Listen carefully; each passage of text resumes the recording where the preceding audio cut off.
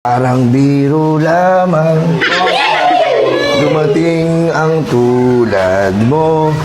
Kaya magtagsa kayo! Taas pa! 50 pesos! Ang liit. Ang liit lang. Asa na? Diba 10,000 yun? Wait lang. Hindi na parang lugi kasi. At saka wait lang ha. 80 pesos! Itong na 80. Parang tumaba si Kuya Will sa personal, no? Hindi kasi kayo dyan ano. Si Kuya Will ka ba? Ilabas mo na ang iyong tambol.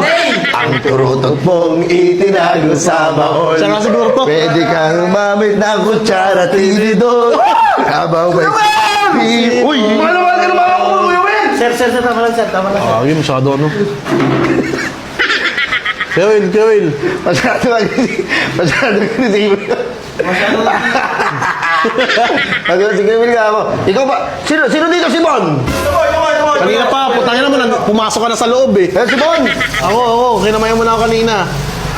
Magkano yung sinabi ko bibigay ko sa'yo? Ano yung pre? 10,000 sabi mo, siya galing Shopee. 10,000. Gagawin kong house and lot! Wow! Ang ginawa ko! Hindi ko Ano masasabi mo ikaw, Will? Salamat Kuya Will, syempre, tangin ako sin lot na yan. Pero kasi ano eh, ito mo yung buhok mo, ikaw pa talaga yan? Oo. Bigyan mo ako ng 10,000! Bang! Ay, wait lang. Boss. Ha? Kuya Will, Ano?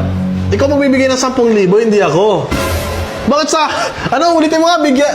Bigyan ng 10,000! Moko! Tangin na, ano ko yan? Sabi ko na eh, tayo na yan eh. Parang hindi ka si Kuya Will, oh. Ayaw mo ba? Ayaw mo na house and lot! Pero kung boses niya.